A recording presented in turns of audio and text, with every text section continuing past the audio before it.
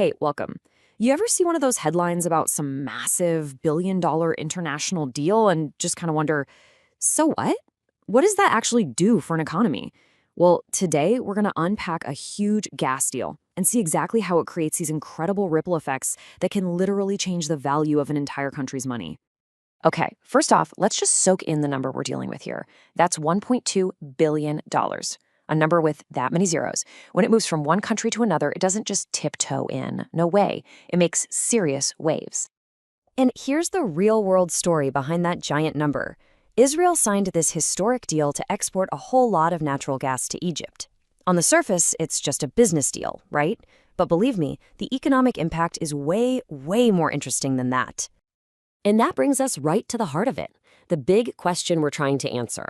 How does a business deal like this, a headline you might scroll past, actually change the value of a country's currency?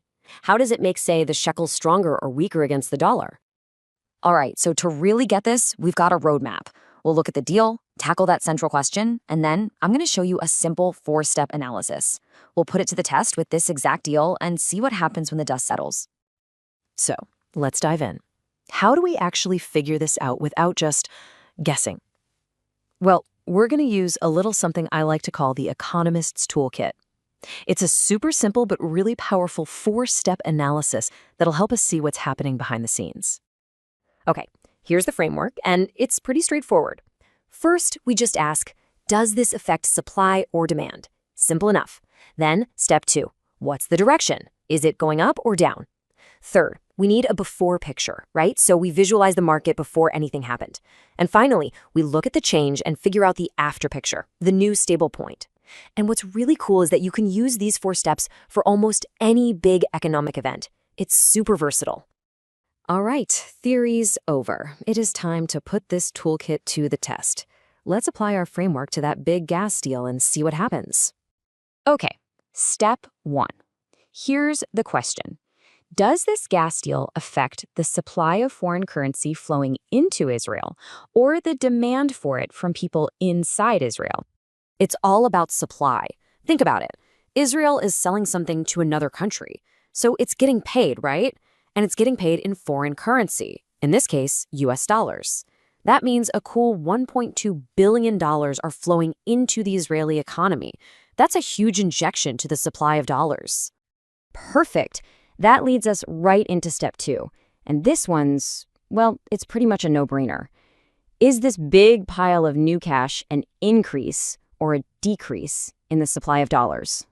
Yeah, it's a huge increase. I mean, all of a sudden, there are tons more dollars available in the market than there were yesterday. So let's recap where we are. We know the deal affects supply, and we know it's a big increase. Easy. Okay, now we get to the really cool part, the visual stuff. To see what happens next, we first have to picture what the market looked like before the deal went through. This is our baseline, what economists call the initial equilibrium. So here's what that looks like. Don't let the graph scare you. It's super simple. Up the side, you've got the price. That's the exchange rate. And across the bottom, you've got the quantity of foreign currency.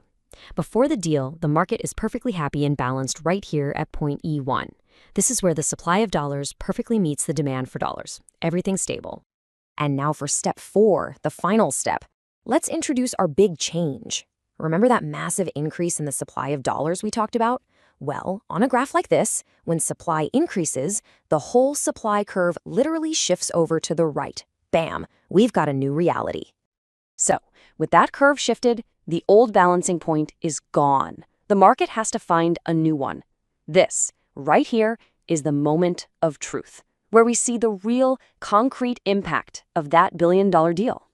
And here we go. The new balancing point, E2, tells us everything. Look at this. The new price, which is the exchange rate, is now lower, and the quantity of currency being traded is higher. Demand didn't change at all, but that big shift in supply changed the whole game. Now, this is the most important part, and it can feel a little backwards at first. When the exchange rate number gets smaller, it actually means the local currency got stronger. Think about it. It now takes fewer shekels to buy $1 US, so the shekel is more valuable. And that's why this matters. A stronger currency is great if you're buying stuff from other countries, but it can make your own exports a bit more expensive for everyone else. There's a fancy economics word for this. When a currency gets stronger, we say it has appreciated. So that huge flood of dollars from the gas deal, it caused the Israeli shekel to appreciate.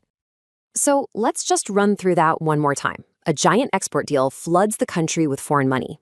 That increases the supply, which shifts the supply curve to the right. That push creates a new, lower exchange rate. And a lower exchange rate means the local currency just got stronger. See? We went from a single news headline all the way to a clear economic result. And this isn't just about this one deal. What we just saw is a fundamental economic rule. It's a predictable chain reaction, and the best part is, now you have the toolkit to spot it happening anywhere in the world.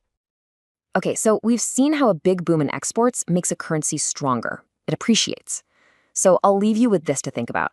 Using that same four-step toolkit, what kind of event do you think would do the exact opposite? What could happen that would make a currency weaker? Let that one simmer.